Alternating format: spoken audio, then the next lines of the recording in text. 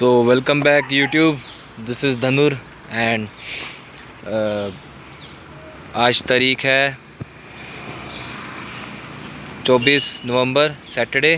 Time चला है 4:31।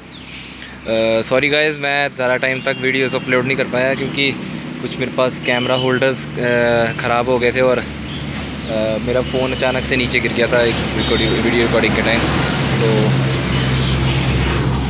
This is my right. तो मैंने एक कैमरा होल्डर मंगाया है, वो लगेगा इधर, इस साइड लगेगा और मैं आपको फिर से अपनी YouTube की वीडियोस शो करना शुरू कर दूंगा। तो कुछ टाइम तक आप लोगों को इंतज़ार करना पड़ेगा। अभी तक तो इसकी थर्ड सर्विस बहुत अच्छी चली है, बाकी इंजन वगैरह सब कुछ क्लीन कराया है, अब तो खुद साफ़ करता हूँ। बाकी तो कुछ भी नहीं है ऐसा ख़ास।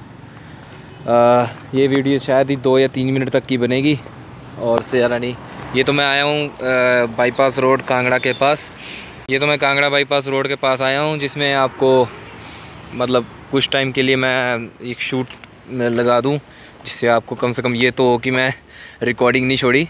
बस मुझे थोड़ा सा समय चाहिए। मैंने कैमरा होल्डर मंगाया है और एक बेल्ट होल्डर मैंने तैयार किया हुआ है इसके लिए। ये बाहर कहाँ पे आ गया। सो सी यू नेक्स्ट टाइम गाइस।